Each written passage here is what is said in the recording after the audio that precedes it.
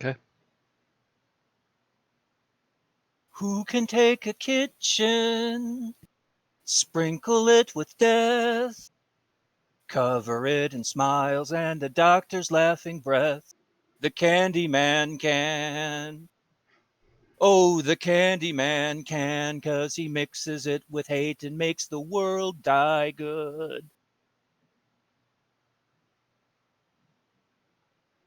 Welcome to episode 403 of an Unearthly Podcast, streaming live on the 19th of May, 2021, and featuring the Happiness Patrol, written by Graham Curry and starring Sylvester McCoy as the Doctor and Sophie Eldred as Ace. I am Bill A. With me are Randy C., I need to work on those pipes. Matt F., I remember when I was a D. Do you call this job satisfaction? Because I don't. and Thomas Sigma. Hello. Okay, so my lack of breath singing aside, how's everybody this week? Not too All right. bad. All right, for the most part. Doing all right. Two Yeah. solid weeks into tracking my water and trying to drink more water, and the hour before the podcast becomes trying to get it all out before I can't get up. Welcome to my life, Bill. Seriously, that is my life. I take medication to do that. And then it ruins the rest of my day. Looks down at his water tracker and just says, drink more Ovaltine. Yep, all right, you guys do that. Be back, gotta pee. Back 10 minutes later, okay, AFK, gotta pee.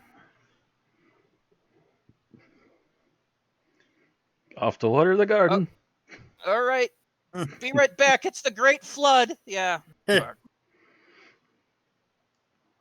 Oh. But yeah, last weekend I think I mentioned in our last podcast I was getting ready for a trip, so I flew up to Connecticut. I did my year-delayed college graduation ceremony, took some photos on campus, had lunches and brunches with a bunch of people, and now I'm back and ready for the summer grind. You know, in retrospect, I really wish we had done this one with that song parody way back when I used to actually podcast from a bathroom. You always sound better in a bathroom. It's the reverb off the tiles. Something about reverb and singing does tend to help for some reason. Well, you know Weird Al's original Couple parody. albums he did out of the bathroom because they wouldn't let him in the studio, yeah. Yep. No one rides a bus. I'm not sure if he did that one or not. I know he did My Bologna in a bathroom. At least the original Dr. Demento edit.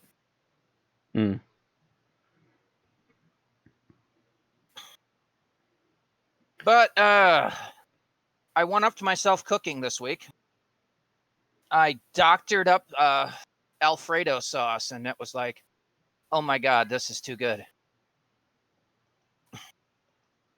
I wanted to try to make work on my my garlic bread recipe this weekend, but why is it I cannot find whole loaves of Italian bread in this town?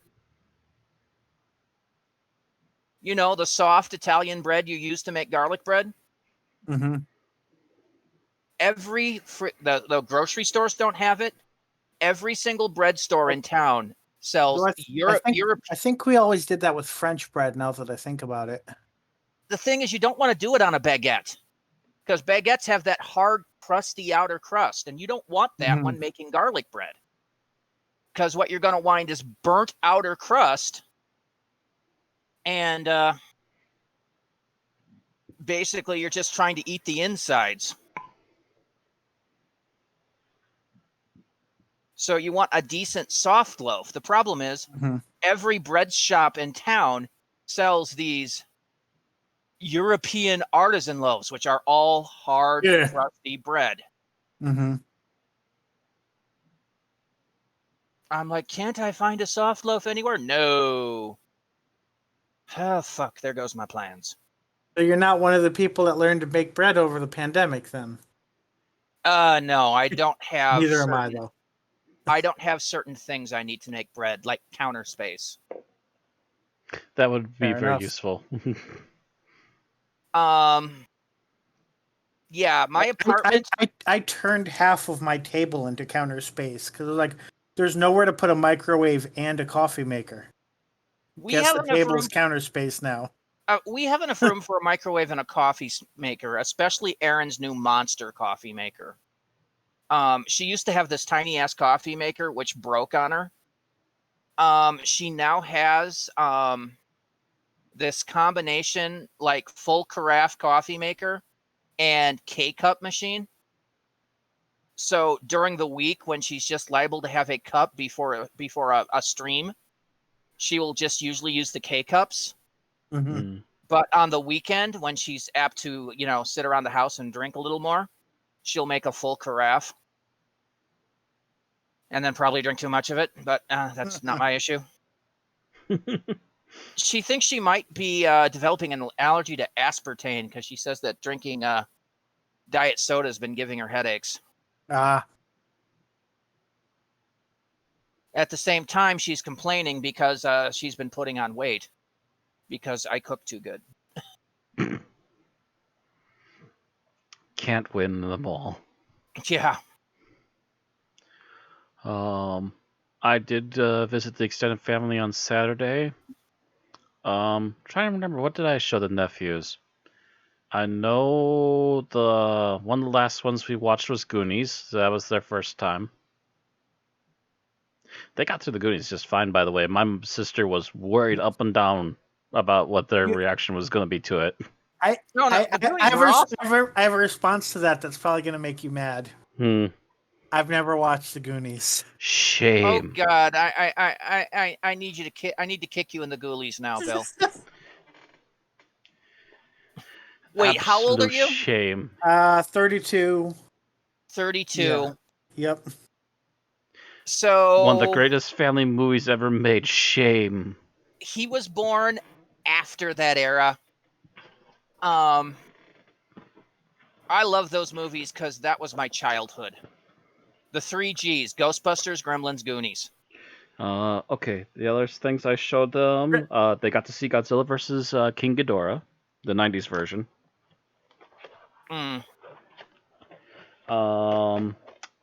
We put in a disc of He-Man and watched 7 episodes of that. Old, like 80s He-Man? 80s He-Man, yes. Oh, Jesus. I didn't think that would keep a kid's attention these days. Oh, God. As soon as the intro started, they were glued. Literally, one of my nephews literally stopped in mid-walking in the living room and just stared. I couldn't even... I waved my hand in front of his eyes. He didn't flinch. Just like, what is this? I need more of this. See, I try to go back and watch He-Man these days, and I'm just like, why was I ever addicted to this show? But I know, when it was on, like, Cartoon Express back in the 80s, I couldn't get enough of it. And I don't see why now. It's so formulaic. It's something that just draws in the kids. I mean, there was a couple episodes here and there where they kind of stopped paying a little less attention, but by the last episode on the disc, they were finally paying full attention again. So, and the animation is so stilted. It's fucking Filmation. And then the last movie they got to see was Clash of the Titans. The old 70s one? Yes. Oh, that's a freaking great movie.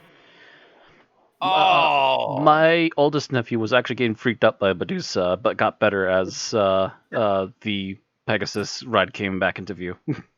Sounds like you are pretty much running a viewings room. That's kind of what I do when I visit my extended family now. I'm like, these poor boys, they're locked away and they haven't seen anything. And I know for a fact my sister, bless her soul, she wants to make sure that they don't watch anything they can't handle. But at the same time, they're all like... trying to think. The oldest one is now 10-ish? No, 8. So I think he's turning 9 this year. And then the little one is 5.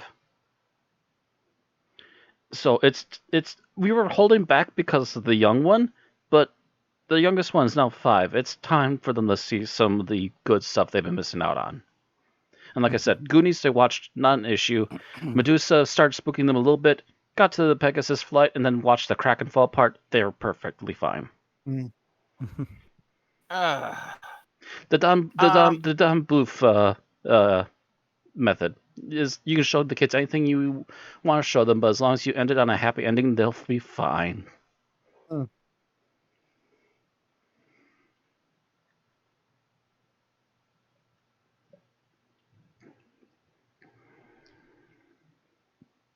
We're all still here? Okay. Oh, actually, we lost Randy. We just lost to Randy. Yep. Hopefully not for long. We'll see. Maybe he had that hiccup again. Nope. Oh, It looks like he's recovering. Yeah, that was me trying to fix whatever's bunging up in my Discord. Yeah. Because even rebooting the computer, it's still freezing up. So I turned off hardware acceleration. I didn't realize that would restart the entire freaking program. Oh, Gotcha. yeah. Hopefully that did it for you. I'm hoping, because I'm really getting sick of having somebody talk and then in mid-sentence it just pauses. Right. Welcome to my world. Has it been doing that thing where a few seconds later it finishes what they were saying, but at triple speed? Sometimes. Sometimes it's triple speed, sometimes it's normal speed while everyone else is talking over them and they were supposed to be talking at the same time too. So yeah, it becomes a garbled mess either way. Personally, I just think Discord is screwed up, so... Yeah. I think they need an update to fix whatever it is that's messing up. Yep.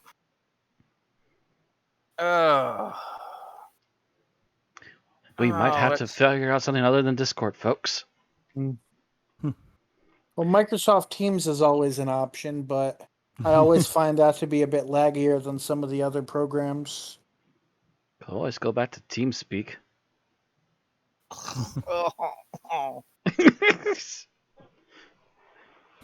I don't get that reaction, but okay. We could go back to Skype too, Matt. Hey. Say what you will about TeamSpeak. It ain't no freaking Skype.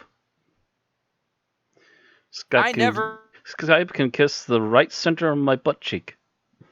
I don't know. I never got buffering right on TeamSpeak. I never had an issue, so... If I recall, the only time I tried to use TeamSpeak, I don't know why, because as far as I know, they use different parts of the chip. But the game that I tried to use it to coordinate raids for, like I was just a member of the raid, not the leader, but it would not play that, like the entire screen would just either go black or it would be like 1 frame per second. That's extremely weird. See, I used it for the better part of a year and never had any issue with any games, never had any lag issues whenever I was on. The only problem we ever had was one guy would have his microphone so loud that we could hear his background noise, and we constantly had to yell at him to turn it down or mute himself. I tried to use it twice, and then I uninstalled. Well, that group was the last group I used it for, so...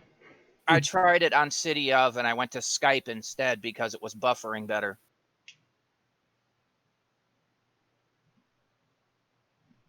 Anyway... So I had to help Erin this morning because she was trying to fix her streaming software. That was fun. That turned into a long chat about MMOs and things we've played over the years. I think Erin's actually keeping that on her channel because it turned out to be just such a nostalgic conversation.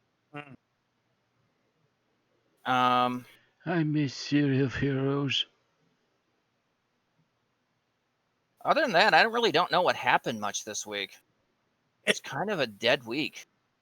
It's been kind of rainy and nasty here all week. I actually just finally got rainy today. I don't know. For here, it started yesterday. Which was weird because I was feeling great yesterday. I'm feeling like crap today, actually. For me, it was rainy on Monday. I didn't go outdoors yesterday, and today it was 90. Oh, yeah. I've been warned that tomorrow I'll have to probably close the windows and turn on the air. We'll see. I think I got close to that today, but I was also woken 80. I was also woken up yesterday by the sounds of scraping coming from above me. Apparently, the people above this apartment moved out and they were cleaning it. So I also had a headache yesterday morning because the smell of those chemicals kept wafting down into my face. You know, those industrial strength cleaning chemicals? Yeah. Mm-hmm. Of course, they have to clean everything in a hurry, so they're all mixing together and just ugh. Yeah, Yep. well, it didn't help that the guys up there on the balcony up there used to have a bird feeder. So I bet that balcony was just covered in Hosed. bird poop. Yeah.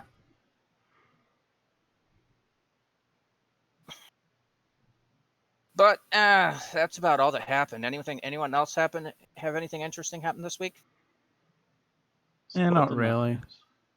All right, so let's go on and get this over with.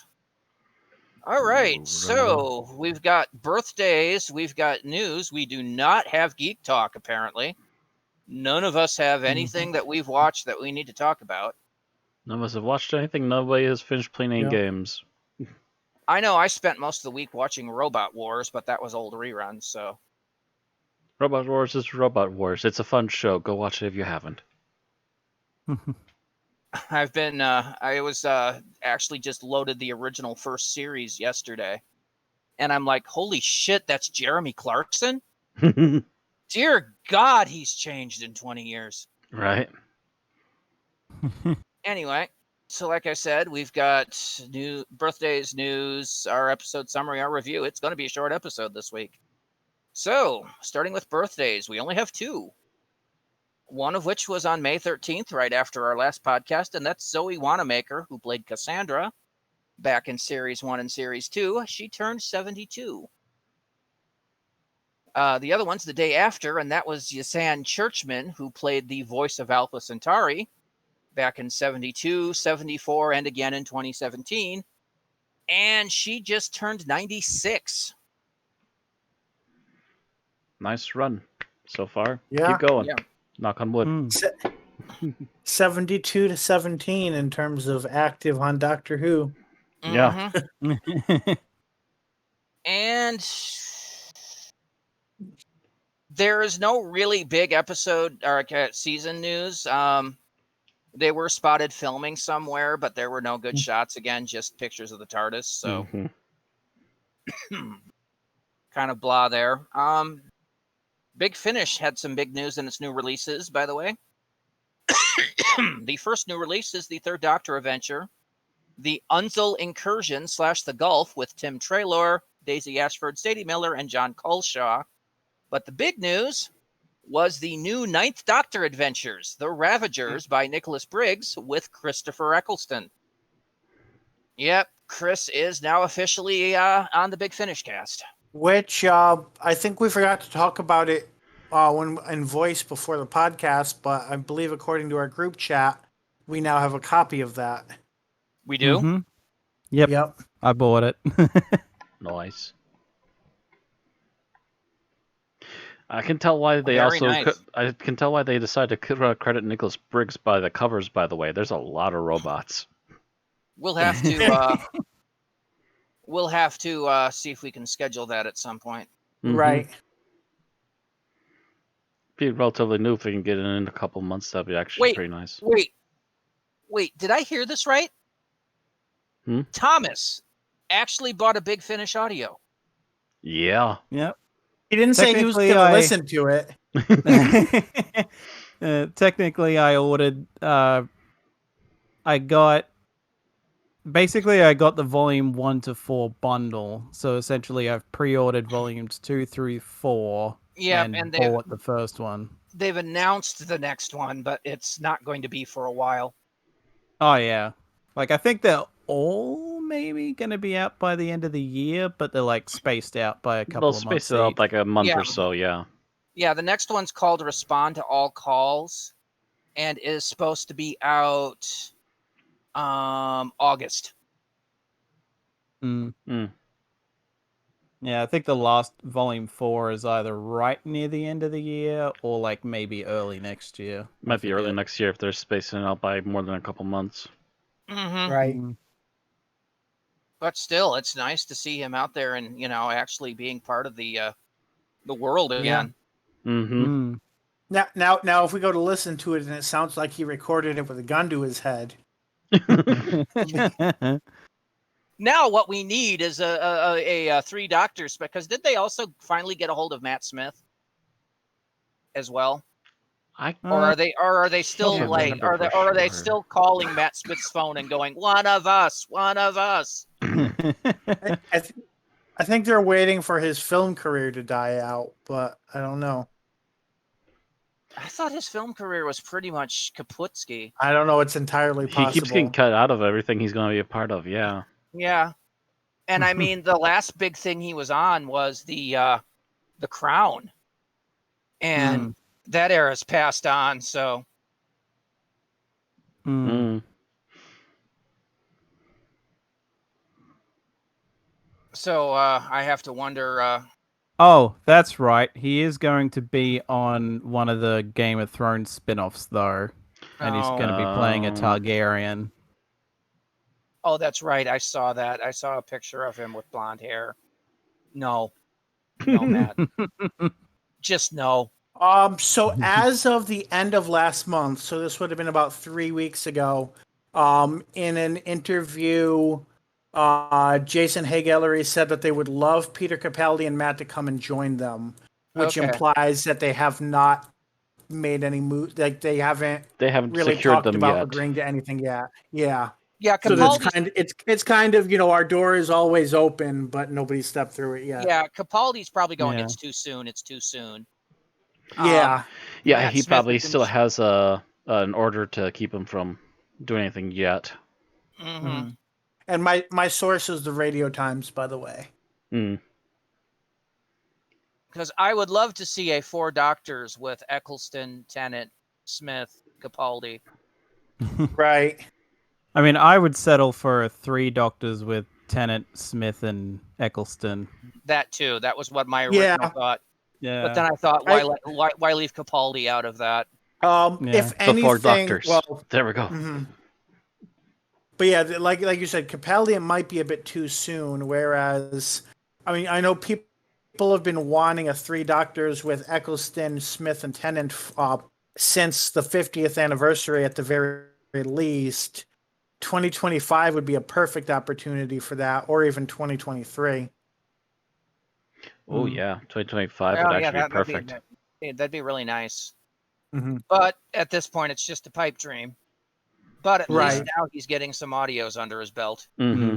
Yeah. At the very least, it's more likely through Big Finish than it is to happen on screen. Yeah. That's for sure. Especially with Chibnall at the helm.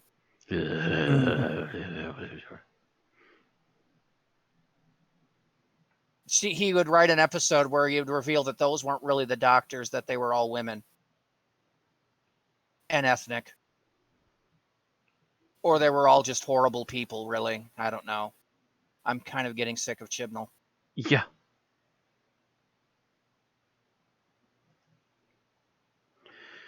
And his revisionist writing. That's what really kills me. Revisionist history. No. Everything you know is wrong. Which is not something that Moffat was immune from either. It wasn't, but not to the extent. Yeah, not to this level. Not to this level.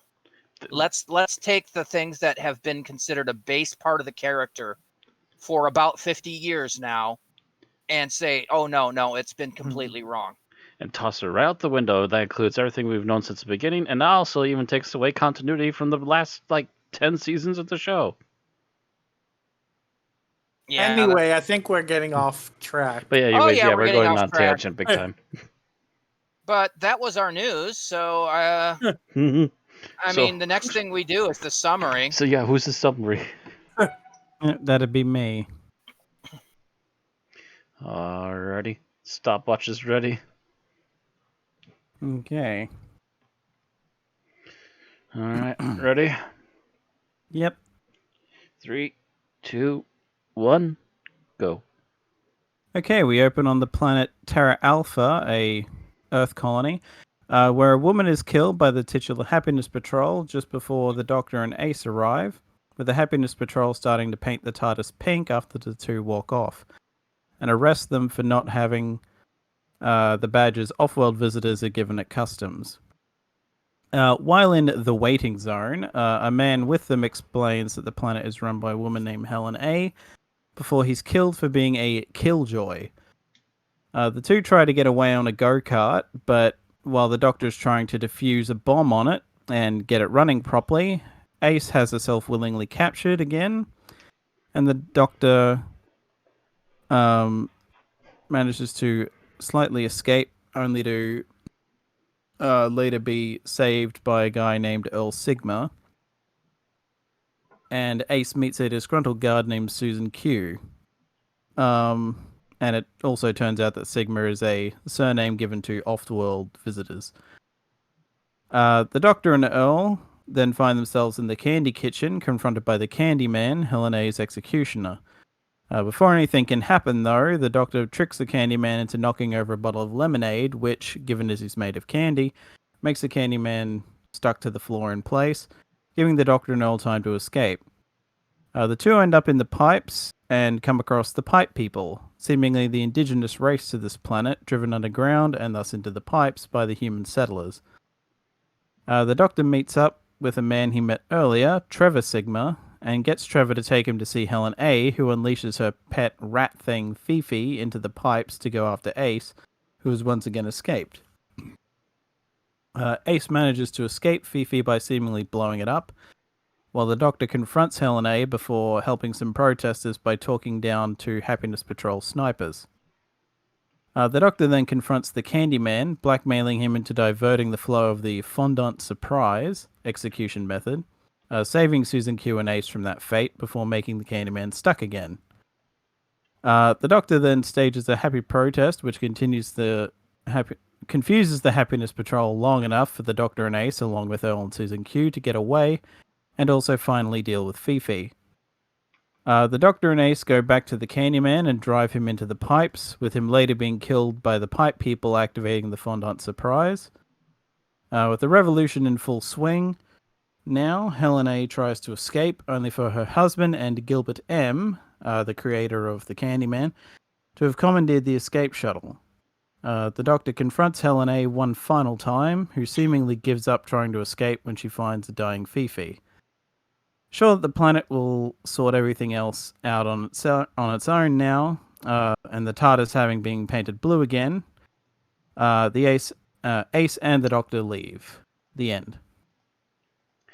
Okay, I was a second slow on stopping that. That was about 3 minutes and 6 seconds. Oh, I nearly sneezed halfway through your thing. I'm like, mute, mute, mute! God dang it! Why is my mouse all over the place? Crap! Hold my mouth closed. Yeah, I noticed you were making some sort of sound, and I'm like, You just have that, that feeling as it builds in your nose. That building tickling in the back of your sinuses, yeah.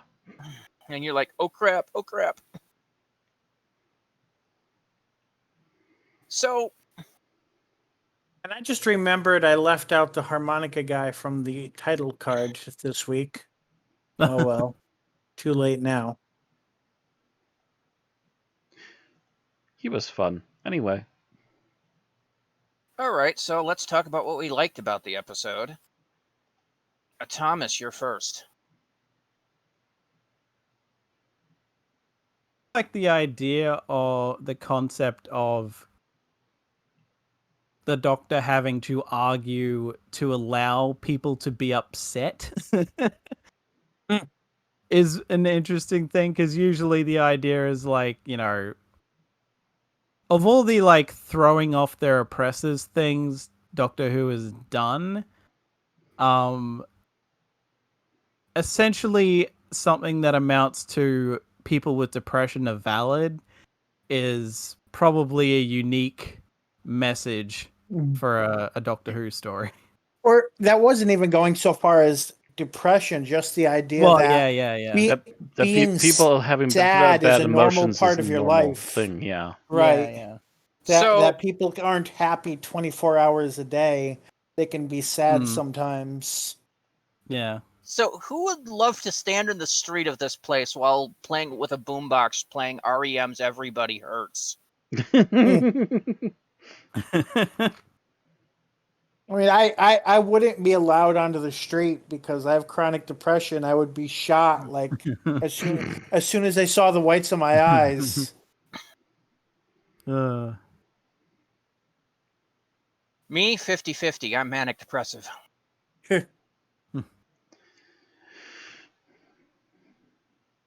Thing is, I might be able to fake it enough. Act like Robin Williams.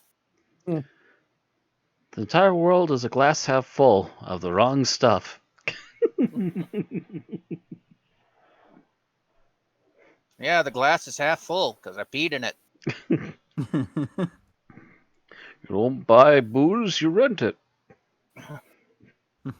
Okay. Matt, what did you like about the episode? Speaking thereof. Trying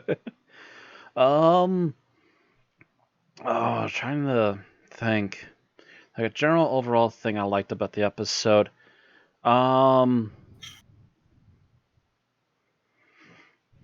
There's just trying to decide like one major thing.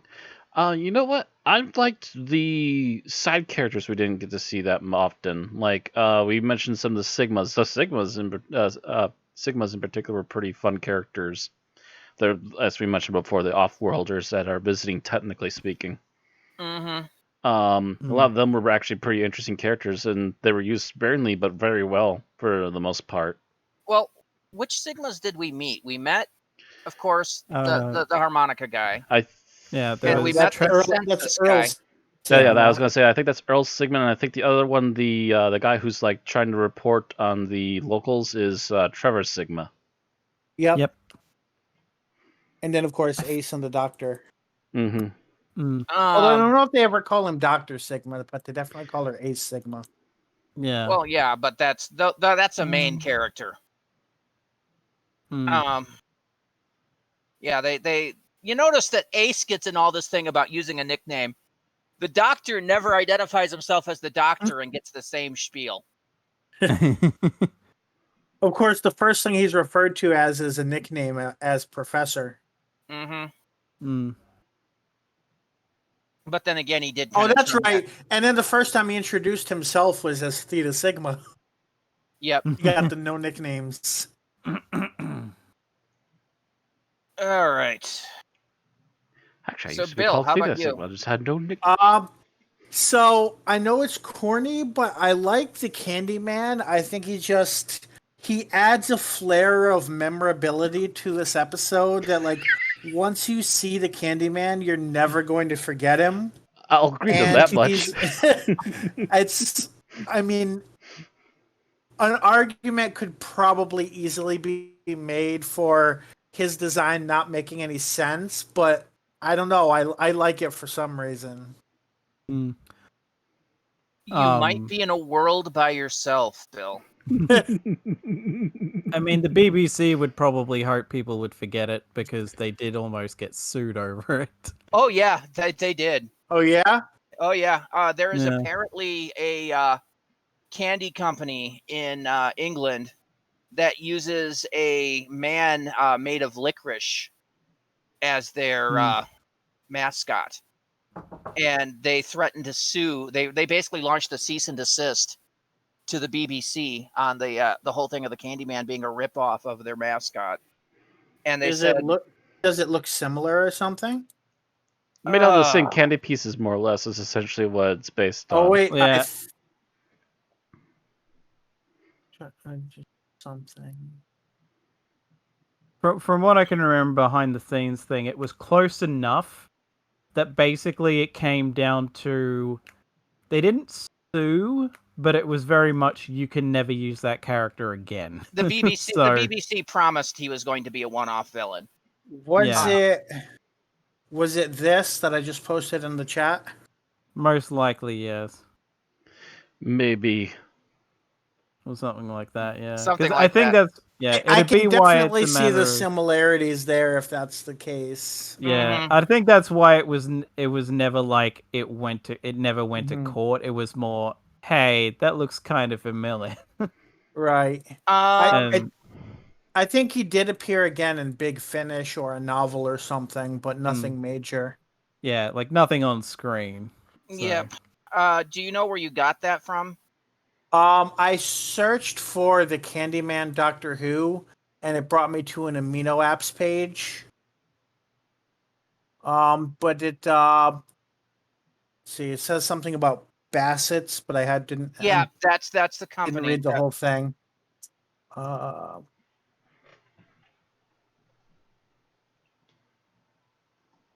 Yeah, that was the. It Oh, was there you go. the. Yeah, Sweet Company Bassett's put in a complaint to the BBC. The Yeah. BBC agreed to never use the Candyman again. Yeah, Yeah. the according to the thing, they said, "Oh yeah, um, we were unaware of anything like this. It was not intended, but don't worry, we'll never use the character again after this." Which is And funny because, like, watching the behind the scenes stuff, some of the production people were very much like, "Oh, that looks a bit close to copyright infringement." Oh well, let's just run with it. It's too late. Don't have money to redo it. Right. Yeah, apparently that was Bertie Bassett, and Mm. yeah, it was close, and they nearly got called out for it, but But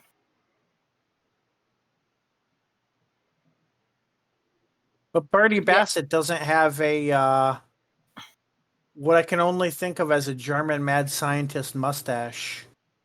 Which Actually, is the original version did not have that German mad scientist mustache.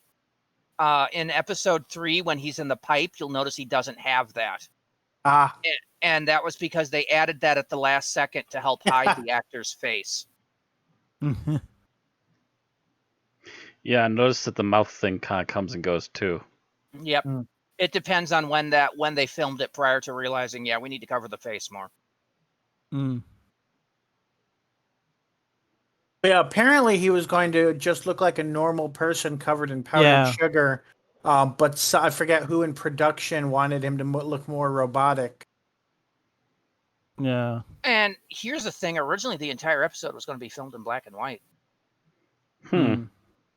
Interesting. I could kind of see it with some of the theming in this episode. When he found that out, Sylvester McCoy kind of wished they had, because he found the sets to be kind of drab. Yeah. Anyway, down to what I like about this episode. Is there anything I like about this episode? Oof.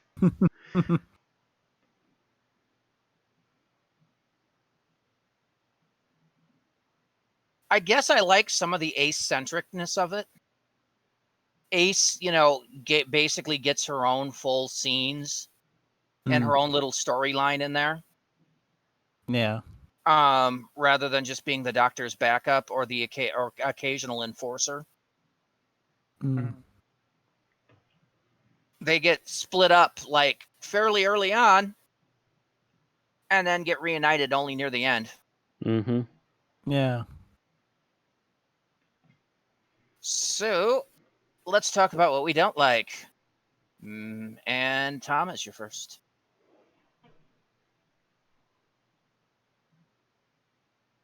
I'm going to go with the Candyman, but to me, it's not even so much the look, and honestly, even the voice kind of works. To me, it's the fact that he doesn't really do anything of consequence.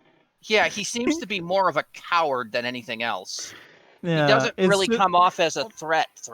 Yeah, He's not even just like, a coward. He's basically a henchman, but people seem to use his image enough that you'd almost think he was the main villain of the piece.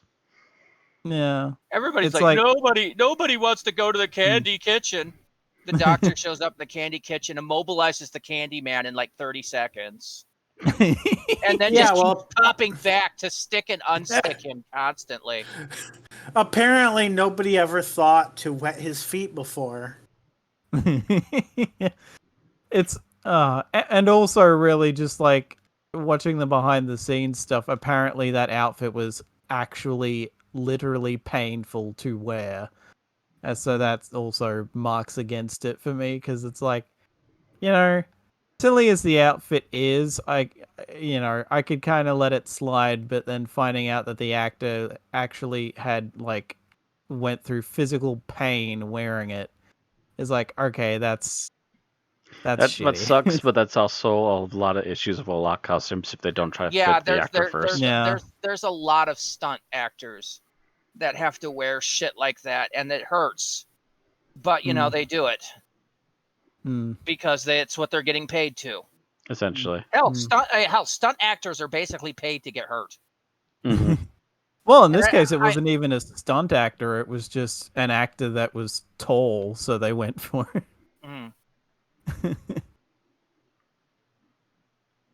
Was it the same guy doing the voice on the inside, or I'm because pretty sure. it wouldn't be today. Yeah. I'm pretty sure it It'd be was Nick the same Briggs actor. doing the voice. Yeah. I'm pretty sure Well, it was the same actor that did the voice because I think I noticed at one point when the doctor got too close, his voice started to change a little too. I Just mean, for like the they generally briefest of had seconds. they generally had an effect over his voice. Yeah, well, the way they did that back in the 80s, at least with the Cybermen, is that they actually had the devices in their helmet. And so they had a microphone so that their voice would actually modify right away. But the thing is that if any actors got too close to the Cybermen, they would also get their voices changed. And I think there's a very brief second where Sylvester McCoy got too close. So I only see one actor for the Candyman, so I think he was both the suit and the voice. Okay, because I know with the Daleks they had operators and they had voices, different people. We had David John Pope is the only one I can find anywhere in the article about this episode. Yeah, Daleks even in the 80s were one of the few exceptions to that rule. But that's because you had these big clunky things you had to move around the set. I have to agree with Thomas. I dislike the Candyman because, as a threat, he was kind of pathetic. Yeah.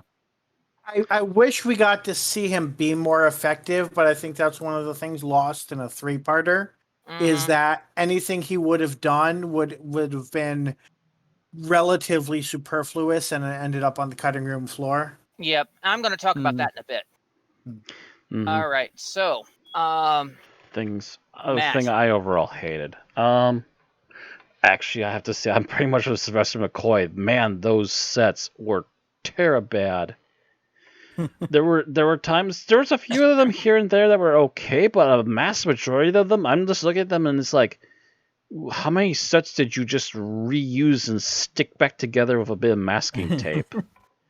This literally looks worse than anything I've ever heard people complain about during the 70s run of this show. Jeez. This thing looks like if you ran the wrong way too hard, you'd bump into it and knock half the set over. I wouldn't say that. What I would say, Matt, is this looked like secondary school drama sets. Actually, it looked like high school sets. That is secondary school in Britain. High school secondary school for them. Yeah, okay. Terrible bad. Yeah. And the interesting thing to see, I mean, like, part of it is just they were on half a shoestring budget by now. Yeah. And also, I know that watching the behind the scenes thing, a lot of the production side of it were all complaining about how the lighting was, and that they felt that a lot of it was too well lit for the atmosphere they're going for. But they were just like, oh well. I mean, really, this would have been better off if they filmed it in the inside of a mall. Actually, there was parts of it where it was really well lit and it wasn't necessary, and then there was parts of it where it was needlessly overly dark and you can barely tell what's going on. Yeah, that's what I meant. Is it would have been better if they'd filmed it inside of a mall. Yeah, it would have been better in a mall because at least you would have had consistent lighting throughout, and you could more easily handpick the proper places where it could be a little dingy. Yep. All right. So, Bill. So I guess what I'd have to say is I think the cast is too large for a three-parter in the sense that uh, you have a lot of characters that look very similar to one another that are clearly distinct characters, but there's not enough time to really develop any of them in a meaningful way, so they all just kind of blend together. And if you cut some of the cast, then it might have been possible to develop them a little bit more and make them stand out more as individuals. I think that might be an issue, but that might also be because of what my least favorite thing about this is. Okay. And that's the editing. My dear God, did they originally film this as a 4-parter? And when they found out they were only getting 3, chop it up with a hatchet? That's actually one thought me and Bill had too. Yeah, that's something we were talking about. I think while you were restarting your computer, is that's a possibility. Also, I think this was the third of 6 3-parters in the Seventh Doctor era. So it's possible they just really didn't know how to do a 3-parter yet at this point. But, I mean, there are so many things that Doctor Who wouldn't have left out in previous stuff that was left out. Like you see a scene where the Doctor and Ace are driving a go-kart down the road. They cut to another thing. They cut back, and the Doctor is sticking now upside down in the go-kart working on it. And you're like, what the fuck happened? Because they never show the go-kart breaking down. Another part that bothered me was the Candyman's death. Where you see him kind of galomping down a tunnel. It cuts out to them adjusting the pipe, cut away to another small scene, and then his remains just come out the pipe. That's number one. That lends to one of my theories too, is that maybe they shot stuff that the BBC censors said no to. So they might have had to re-edit things, and it turned into a hodgepodge mess that way too. But yeah, the editing feels rushed and kind of a helter-skelter. I will say there must have been stuff that was definitely cut in the sense that the DVD does have extended and deleted scenes. I didn't watch any of them. I would try to look at what those are because there might be some interesting stuff in there that might actually help the episode, honestly. Yeah, I would love to see a DVD copy that had those deleted scenes restored. Just so that we could possibly see what they were planning before they had to cut for time. Because, the editing in this just is so choppy in a couple of places. I'm literally like, I'm starting to lose interest just based on the bad editing alone. Okay. So, favorite scene. And Thomas is first. And thank God for that, because that means pretty much my only option, even though I do like this serial, can't be taken by anyone else. And it is the Doctor goading that guard into shooting him at point blank. Oh, that was a good one. You look at me in the eye and pull the trigger. Like that was that is one of the most badass Doctor moments I've ever seen. That is a little bit of the dark side of Doctor when he's telling the gutless minion to go ahead, I dare you. Yeah. All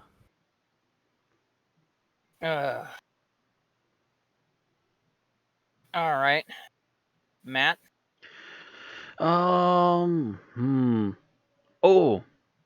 Another good Doctor moment too for me was I need to remember what his name was again. The one of the Sigmas, the other Sigma.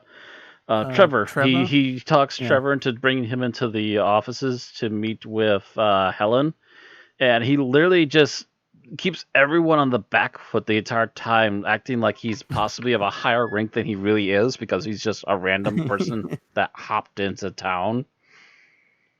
And literally he finds out almost half or more of the information he's looking to find and kind of already has a lay of the land really quick and then just bops out of there before anyone can figure out what to do about him. It's definitely one of those instances of the doctor having to talk his way around a scenario. And it kind of also shows that every once in a while the doctor will play the fool, every once in a while he'll completely 180 and just suddenly take everyone back and just suddenly be able to talk circles around them. Yeah. All right. Bill? So my favorite scene, so I'm a little surprised this hasn't been mentioned yet, but I'm going to go with when it's a dark moment, but when Helen A is she's giving her speech about why everything should be an all happy utopia, and then she finally sees, the one awful thing that makes her upset, which in this case is Fifi being dead, and Her she dead just puppet, yeah. yeah, and she just collapses sobbing, which, under her rule would have been a death sentence at that point. But it just kind of highlights everything the doctor has been trying to convince her of the whole time. And that's the point that Everybody Hurts starts playing in my head. Just to let you know. He even has the camera pulling out. Sometimes. So I think my favorite scene is the one where the doctor initially verbally turns the table on the... No, I take it back. My favorite scene is the forum. Oh. The, you can't shoot us because we're happy. That was another one of my backups, yeah. It's another doctor moment. Yep. Although that was kind of more of an ensemble with, like, the Doctor, Ace. A bunch of the mourner people and the... Just like literally everybody involved almost to that point in the plot, including the patrol itself. Yeah, I mean, and they're all just like, yeah, we're having a party. And then they all just pointed at the patrol part of sure and that popped in first and went, look at them, they're so glum. Why aren't you checking them? They're your people. Look how happy they are. The only killjoys here are you. Yeah. All right, least favorite scenes. What scenes made you cringe internally, Thomas? I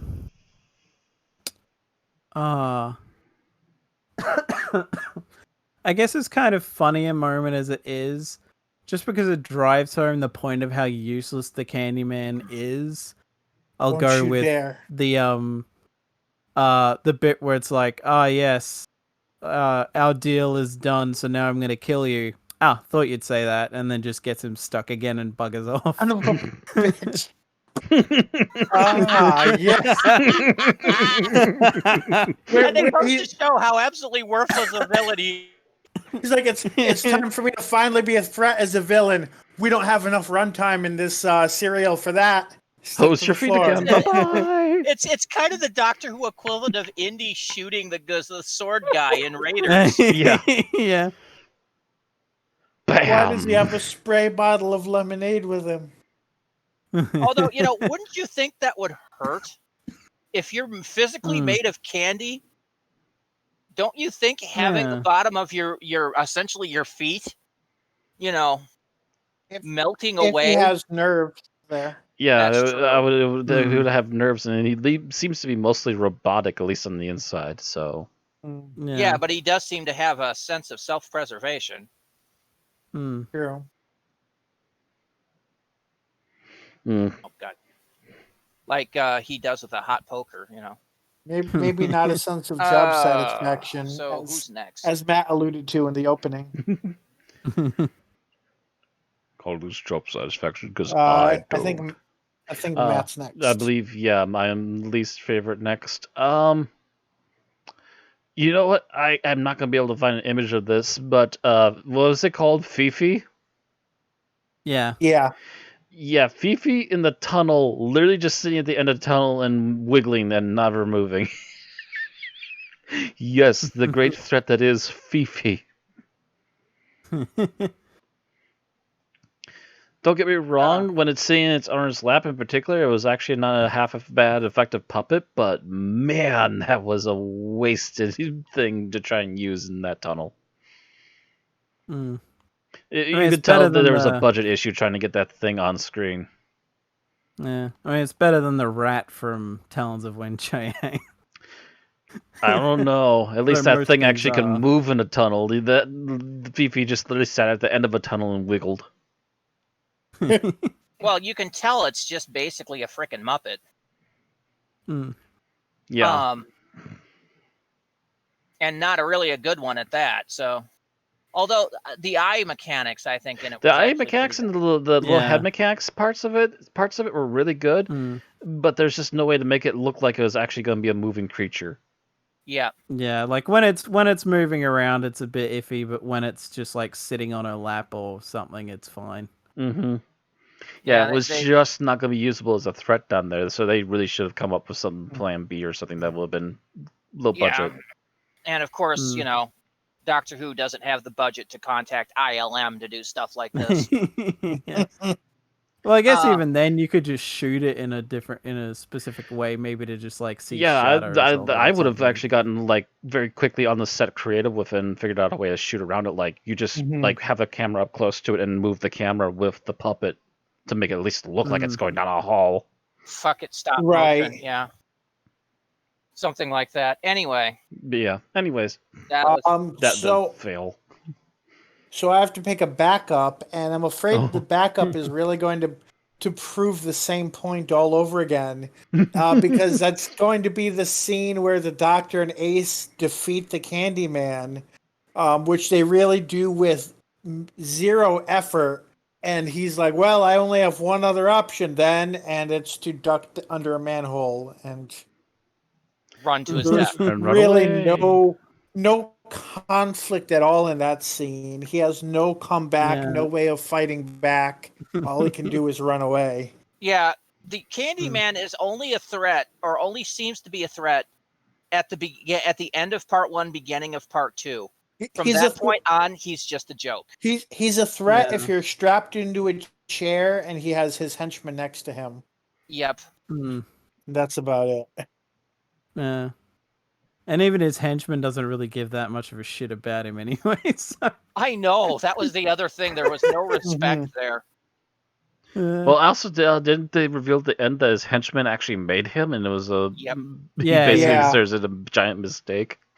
Right. Hmm. And the asshole that made him got away too. So Yeah. I hate Join us episodes like next that. week for Candyman 2. He was secretly Candyman's monster. Yeah. I mean, I could have understood it if it was a villain like the Ronnie or something. Getting her to get away would have been something, but this guy, no, he should have gotten his comeuppance. Hmm. All right. Or at least if they'd made it like he was very unwilling thingo, whereas he just seems to be apathetic about this all of this. All the situation, yeah. Yeah. Oh, my least favorite scene, I think, was the scene, and this probably might have been because of bad editing again. Mm. The scene, and this is actually held on. Oh, another sneeze. Misfire, never mind. Go to sneeze, and then the sneeze dies. Every once in a blue moon, yeah. Anyway, as the scene where, we see Susie Q as this, basically acting like a badass towards Ace, and then exactly one scene later, she's like, I didn't want to be like this anyway. I mean, I was kind of waiting for her to go, I wanted to be a lumberjack. Because it was just such a 180. And it felt forced. Yeah. It felt forced and edited for, badly edited. Forced in because how else are we going to get here? It would not surprise me to learn that was an edited down scene where there was probably more there. Mm-hmm. All right. Well, I think that's everything. So now our final thoughts. Thomas. This interesting thing because I'm like aware of this by reputation, and that the reputation is usually, at least from what I've seen, fairly negative.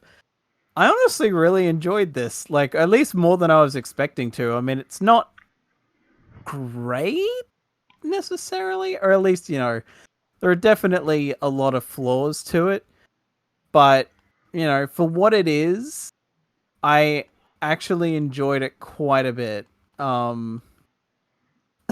It might just have to do with the acting's good. I mean, it is kind of funny that it is usually seen as the entire concept is supposed to be like a satire of Thatcherism, when really it's more like maybe Helen A is, but even then it's like, to me it came off more like just a dig at fascism, but it's just a very specific dig at fascism. But yeah,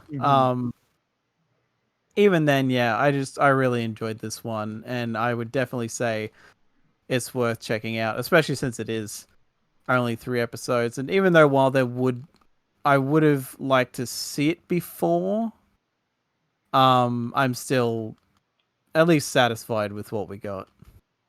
Matt?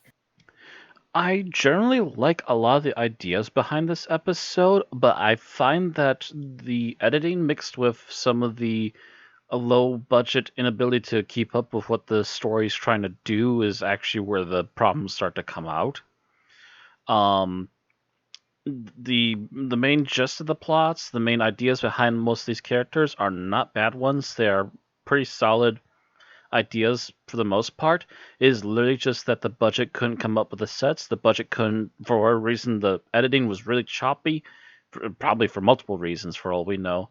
And the costuming was kind of subpar, and sadly, yeah, the interesting brain lodging visual that is the Candyman is kind of a wasted character in actual fact, and not actually as much of a interesting as he is visual thing for the rest of the episode. All right. But yeah, it's a very mixed bag for me. Okay. Bill? So yeah, we discussed a lot of flaws in this episode, but the main thing that I really remembered as it's very visually distinct. Um, it's colorful in ways that you don't normally see in a Doctor Who episode. Particularly, very few episodes have so much pink, but it's not. There's not so much of it. I think that it starts to become grating. Um, Well, I don't know. I've seen less pink at a Mary Kay convention. But yeah, so it really stands out in that way of just being visually distinct from other Doctor Who episodes. Its whole point of, uh, basically, rule by compulsory happiness is not really all that different from ruled by no happiness allowed. And Which, incidentally, was going to be a First Doctor serial until it got right, canceled. right. Which is also a workplace that many of us have probably worked in. Enter the robot punching in the no fun sign into the ground from Sonic the Hedgehog. But yeah, so I think despite all of the production related flaws in this, I think it's still it tells a unique and interesting story, and with unique and interesting visual style. So it'll always be remembered as a net positive for me. All right. So I was not thrilled with this episode when I saw it as a kid, which now, having rewatched it, I realized I saw it as a kid and just forgot about it because I was that unimpressed. It's,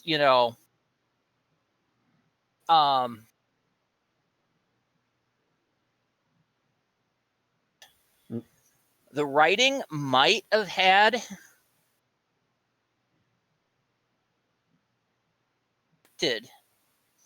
but the sets, the costumes, the sets, the costumes, the visual effects all let this down. Mm-hmm.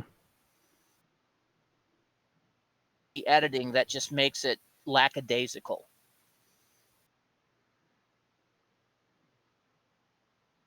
Consider this mediocre.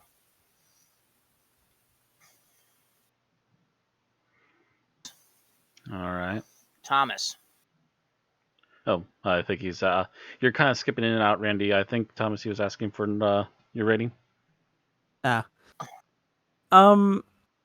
This is one where, honest to God, I was dangerously close to giving it a 5, but honestly, yeah, there are just enough issues where I think the highest I can go is 4.5.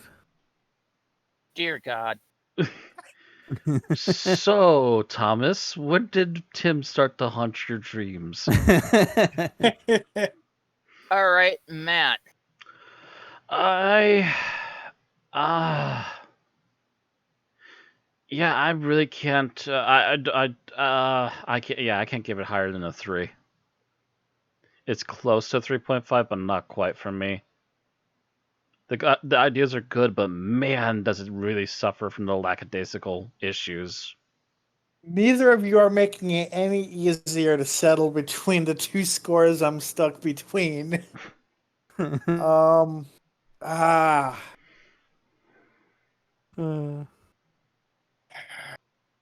guess, do you like it more or less than Paradise Towers? Because you gave that a 4. Right. And that's... I think I'm just barely going to round up to a 4.0. It's close. It's close to being a 3.5, but I'll give it the 4.0. Mm. All right. Well, I get to be the negative Nancy here. 2. I'm giving it a 2. I'm sorry. It failed to hold my interest as a 8-year-old, and it really failed to hold my interest now. You went from the Soul 5 last week to being the Soul 2 this week. Yep.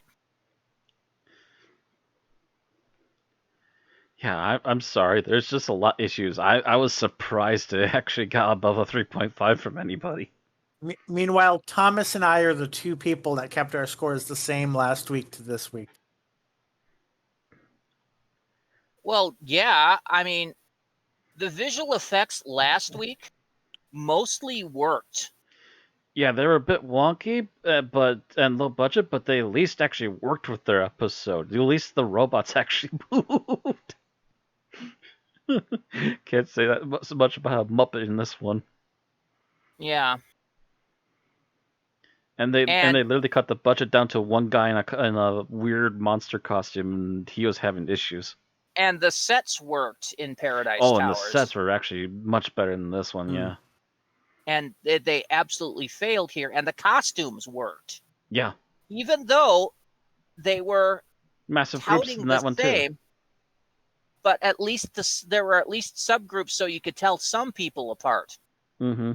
Here you basically had all the Happiness Patrol looking alike, pink-haired girls in trench coats, touting guns, and I couldn't tell one from the other most of the time.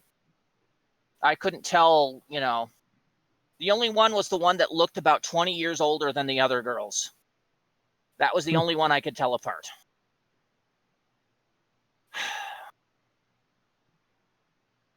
So yeah, this one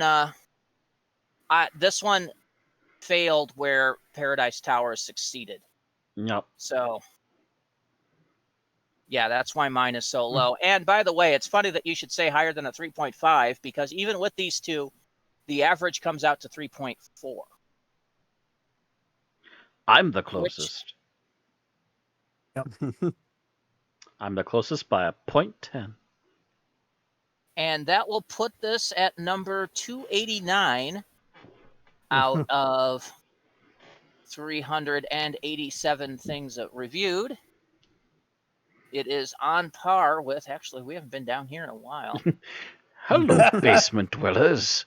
We haven't seen you in a while. It is on par with Fort of Doomsday, The Abominable Snowmen, The Crusade, Silver Nemesis, which is the serial directly after this one. Wow. The Curse of Peladon, Androids of Terra, The Mythmakers, The Five Doctors, The Long Game. It is better than The Space Pirates, Planet of the Daleks, In the Forest of the Night,